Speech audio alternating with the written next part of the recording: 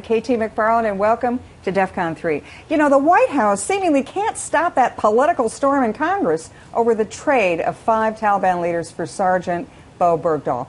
Congressman Ted Poe's House Foreign Affairs Subcommittee will be holding a hearing on the Taliban prisoner swap with some of the parents of the Marines who died searching for Sergeant Bergdahl, and have them present as witnesses. Well, he's here to weigh in. Welcome so much, and thanks for joining us again. Thank you, KT. Chairman, tell me about this. Congress is just up in arms over this, literally, and it seems like Republicans and Democrats, House and Senate.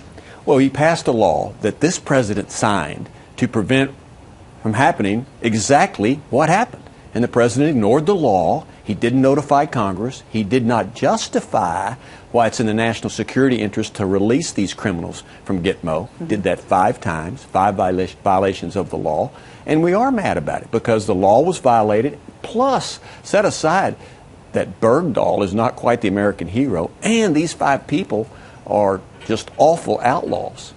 Well, you know, you're chairman of one of the terrorism subcommittee. What do you look at when you say, okay, we've got these Gitmo guys, we're releasing them, we supposedly have this deal, even though it probably wasn't a legal deal, but this deal where they're not going to rejoin the fight. How likely is it that these guys are just going to hang around in Qatar and not rejoin the fight against and kill Americans? I think when they have their R&R in Qatar, then they will meet up again with the Taliban. They have not changed their evil ways, if you will, down in Gitmo. They still want to destroy the West, destroy the United States, and I suspect that they will go back to business as usual since we let them go.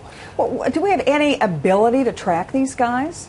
We already been told that, and supposed to be under house arrest, now they're roaming freely around Qatar and Doha. Do we have any ability to sort of see if they keep their word, I guess? Well, of course, we can probably track them, but why are we now having to track the people that took forever to get captured by our troops to put in prison because they have caused terror throughout the world? So I don't know if we're going to track them or not. We're going to have to rearrest them again. They're going to commit crimes again, and we have to rearrest them. This is all nonsense.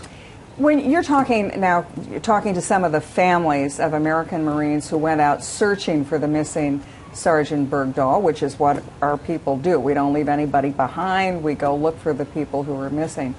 But you've got to really feel for the people who are coming to say, my child put his life at risk, may have lost his life, for to rescue somebody who, you know, is an American, but maybe it's a questionable thing. But also, my kids, what about the ones who were part of the rescue missions and capture missions to take those Gitmo prisoners in the first place? You're now saying, well, your efforts really don't matter anymore? That's the way it comes across from the administration. And some of those parents may have been lied to about what their sons may have been doing. And that also is something that's reprehensible by our government, that they would lie to families about the death of their son in combat. Okay, so you're mad as hell. So what are you going to do about it? Are you going to have a hearing? We hope to have a hearing next week to air this out more, find out exactly more about Bergdahl, who he really is, find out circumstances of him leaving his post, if you will, and then also more about these 5, the Taliban 5 down in Gitmo, and then follow through with trying to at least prevent the administration from doing this again. It sounds from the administration that this is just the first of 5 people who are going to be released from Guantanamo. So we're going to air all of that out publicly and let all the truth come out as to the Taliban 5, why the administration violated the rule of law, and also who Bergdahl is. Okay, well, you keep to it. Thank you very much for joining us for DEFCON 3. We've been talking to Congressman Ted Poe, House Foreign Affairs Committee.